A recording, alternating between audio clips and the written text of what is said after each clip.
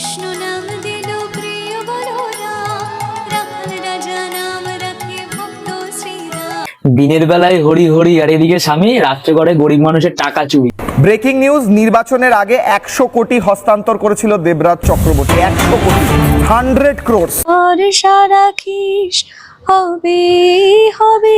গান করতে করতে সুন্দর সুন্দর কথা বলতে বলতে হাসি মুখে এদিকে স্বামী আর স্ত্রী মিলে দুজনে ভালোই গুছিয়ে নিয়েছে। ভোট তৃণমূলকেই দেবো, কেন ওরা তো ভালো কাজ করেছে, চোর হোক জাত ভালো।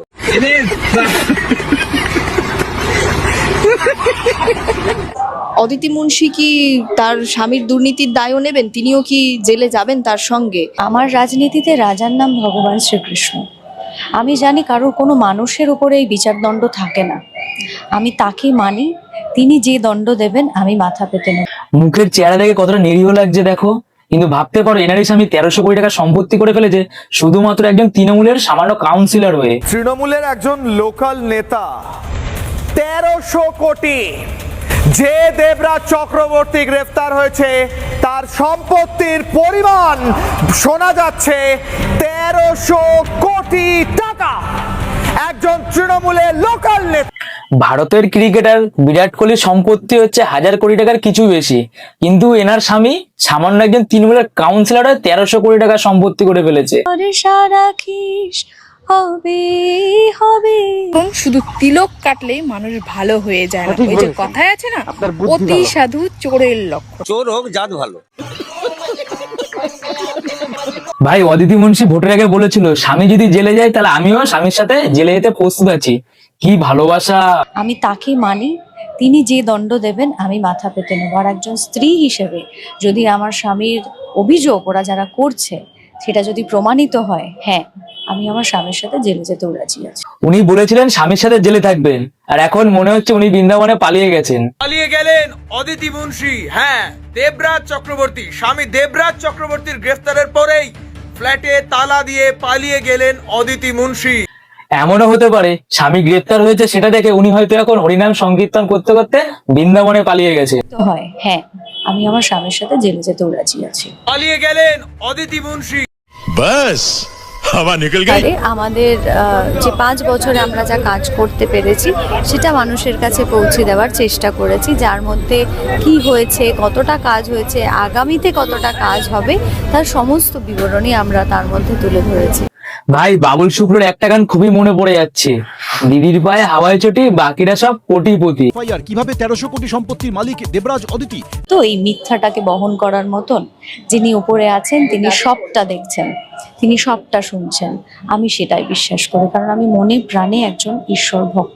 মনে প্রাণে ঈশ্বরের ভক্ত। উনি আরো একজনের ভক্ত আছে, সেটা হলো কে? মহাত্মা গান্ধীর ভক্ত। দিনের বেলায় হরি হরি আর এদিকে স্বামী রাত্রে করে গরিব মানুষের টাকা চুরি।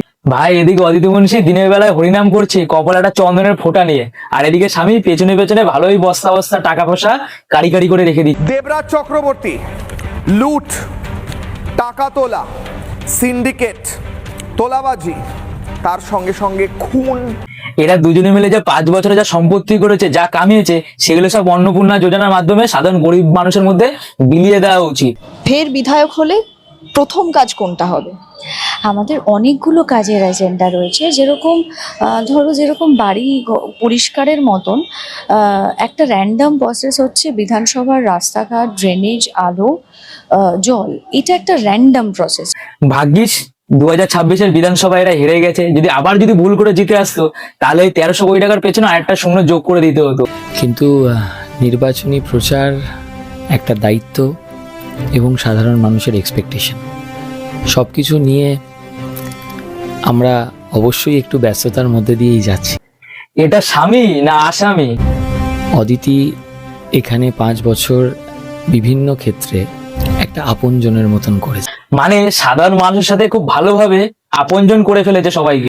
এদিকে 5 বছরে অদিতি মুন্সির আয় বেড়েছে প্রায় 4 গুণ, আর স্বামী 1300 কোটি। সাধারণ মানুষের সঙ্গে যোগাযোগ একটা আপনজনের মতন করেছে। এরা গরিব মানুষদের এতটাই আপন করে ফেলেছে যে সাধারণ গরিব মানুষের টুকুও ছাড়েনি।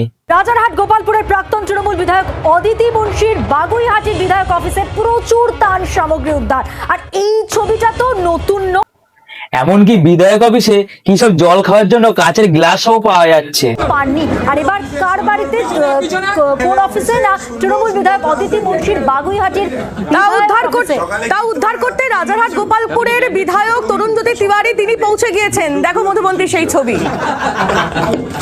প্রচুর ত্রাণ সামগ্রী। সত্যি হরিনামটা বদনামের জায়গায় তুলে দিল। মাথায় বড় তিলক কেটে চারিদিকে হরিনাম করে করে বেড়াতো, আর এদিকে ওনারই স্বামী গরিব মানুষের টাকা লুট করে বেড়াতো। স্বাভাবিকভাবে আমার মনে হয় না যে খুব বেশি আলাদা করে প্রচারের প্রয়োজন, কিন্তু নির্বাচনী কাস্টম, মানুষের কাছে যাওয়া, মানুষের কাছে তাদের ভোট প্রার্থনা করা, মানুষের পাশে দাঁড়াতে দাঁড়াতে, মানুষের সাথে সাথে চলতে চলতে 1300 কোটিতে পৌঁছে গেছে। লড়াই কাকে বলে সেটাই দেখিয়ে দিয়েছে। সর্বস্তরের কর্মী নেতৃত্বরা আছেন, তাদের সহযোগিতা নিয়ে, সাধারণ মানুষের সহযোগিতা নিয়ে মোটামুটি হয়ে যাচ্ছে। সাধারণ মানুষের সহযোগিতা নিয়ে মোটামুটি হয়ে যাচ্ছে, চলে যাচ্ছে।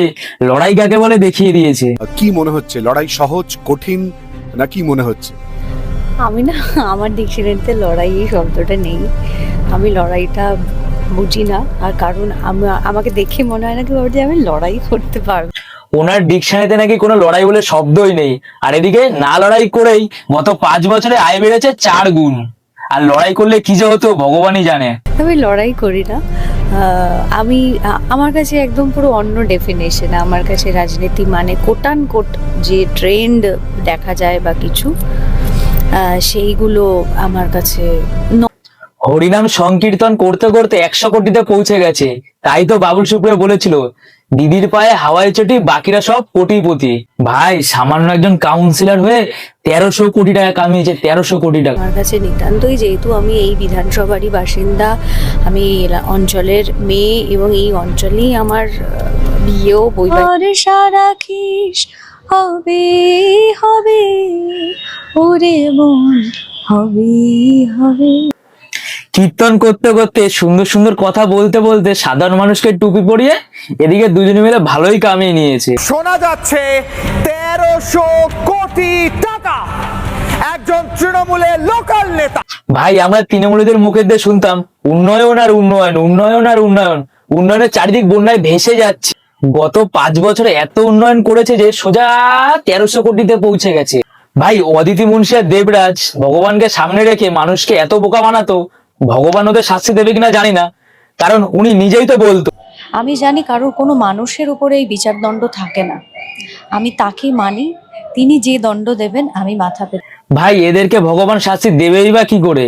কারণ ভগবান যদি সত্যি এদের শাস্তি দিত, তাহলে এই অদিতি মুন্সি তার স্বামীর কার্যকলাপকে সাবধান করে দিত বা রুখে দিত। ভাই আজকে ভিডিওটা এই পর্যন্তই। কেমন হলো ভিডিওটা একবার কমেন্টে অবশ্যই জানিও। টাটা।